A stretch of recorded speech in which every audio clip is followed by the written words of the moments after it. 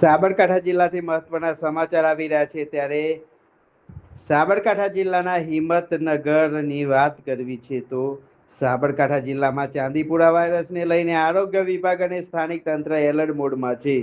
તેના ભાગરૂપે હિંમતનગર નગરપાલિકા દ્વારા મહેતાપુરા વિસ્તારના બ્રહ્માની નગર સહિત આસપાસના વિવિધ સોસાયટીઓમાં ફોગિંગની કામગીરી હાથ ધરવામાં આવી હતી।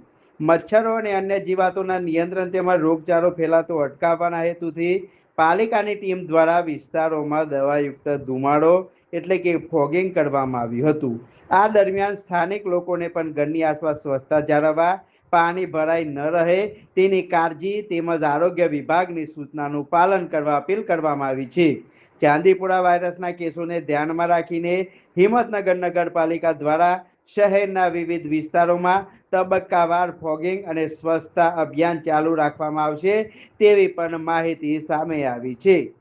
સાબરકાંઠા જિલ્લાથી મહત્વના સમાચાર આવી રહ્યા છે ત્યારે સાબરકાંઠા જિલ્લાના હિંમતનગરની વાત કરવી છે તો સાબરકાંઠા જિલ્લામાં ચાંદીપુરા વાયરસને લઈને આરોગ્ય વિભાગ અને સ્થાનિક તંત્ર એલર્ટ મોડમાં છે। તેના ભાગરૂપે હિંમતનગર નગરપાલિકા દ્વારા મહેતાપુરા વિસ્તારના બ્રહ્માની નગર સહિત આસપાસના વિવિધ સોસાયટીઓમાં ફોગિંગની કામગીરી હાથ ધરવામાં આવી હતી। મચ્છરો અને અન્ય જીવાતોના નિયંત્રણ તેમજ રોગચાળો ફેલાતો અટકાવવાના હેતુથી પાલિકાની ટીમ દ્વારા વિસ્તારોમાં દવાયુક્ત ધુમાડો એટલે કે ફોગિંગ કરવામાં આવ્યું હતું। આ દરમિયાન સ્થાનિક લોકોને પણ ઘરની આસપાસ સ્વચ્છતા જાળવવા, પાણી ભરાઈ ન રહે તેની કાળજી તેમજ આરોગ્ય વિભાગની સૂચનાનું પાલન કરવા અપીલ કરવામાં આવી છે। ચાંદીપુરા વાયરસના કેસોને ધ્યાનમાં રાખીને હિંમતનગર નગરપાલિકા દ્વારા શહેરના વિવિધ વિસ્તારોમાં